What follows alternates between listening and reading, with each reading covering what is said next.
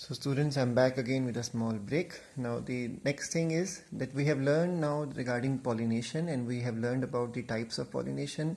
But does pollination always ensure that success has taken place? No. The answer would be no. Reason is there can be a wrong type of pollen grain reaching the surface of stigma. So that means now the plant, the female structure has the sole responsibility to understand whether the right type of pollen grain has landed over it or not. The word used for right type of pollen grain is compatible. If a right type of pollen grain is there, the word used is compatible. If it is a wrong type of pollen grain falling on the surface of stigma, it is called as incompatible. Let me give you an example for this. Imagine a wind is blowing, and on a surface of a cannabis plant, with the agency of the wind, pollen grains are reaching the stigma. The wind may carry a wrong pollen grain, for example, a pollen grain of papaya. So a papaya pollen grain is not going to be successful on the surface of the stigma. Reason is that there is going to be a pollen pistil interaction. Once the pollen grain fall on the surface of the stigma, it is going to be checked by the stigma whether it is the right type or the wrong type, and accordingly the fate of the pollen grain is decided. So let's understand this concept. Pollen pistil interaction is a process in which there are chemicals which are involved, and these chemicals, or you can say biomolecules, which are on the surface of the pollen grain, and they are understood with the help of the receptors of those biochemicals on the surface of the stigma. So this interaction involves chemical. So there is one-to-one dialogue going on between the female and the male, or you can say the stigma surface and the pollen grain. So now once the the pistil has understood that it's the right type or the wrong type, the fate of the pollen grain is decided. If it is a right type of pollen grain, the pistil or the stigma will allow the process of germination of the pollen grain, followed by the growth of the pollen tube. If it is a wrong type of pollen grain, there will be no germination. Sometimes there is a late recognition.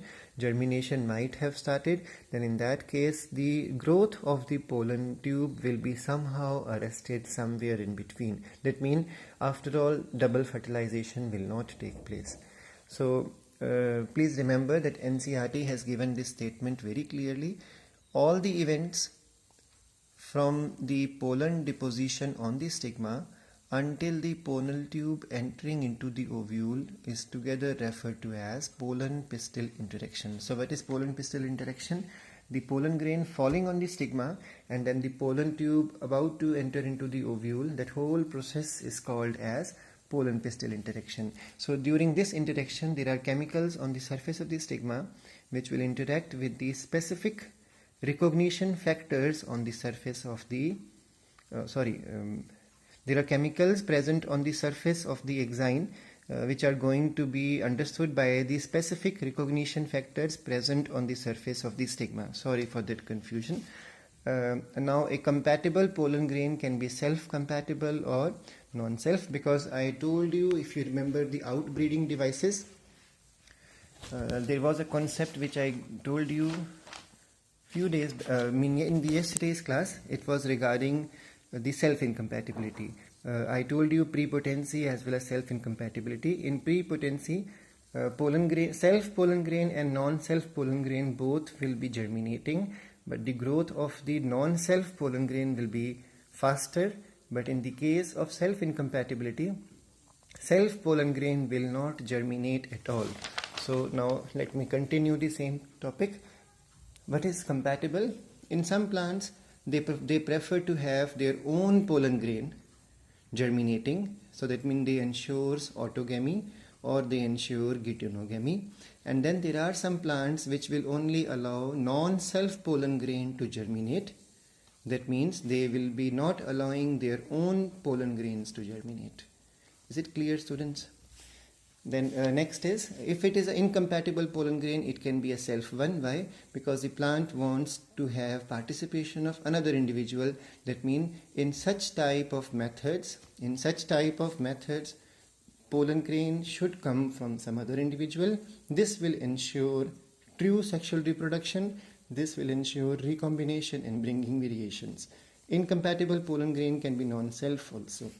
Now, self incompatibility is of two types, sporophytic and gametophytic. Now, what is sporophytic and gametophytic? Let me explain this.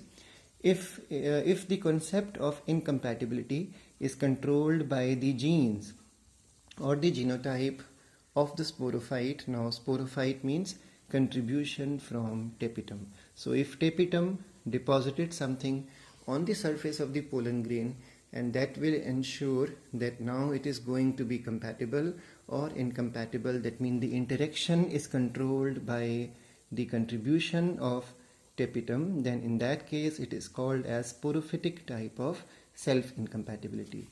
Remember, sporophytic tissues are diploid, so tapetum is diploid, and if the self-incompatibility is controlled by the genotype of the gametophyte means the cell inside the pollen grain, that means microspore, and it is going to be haploid in nature.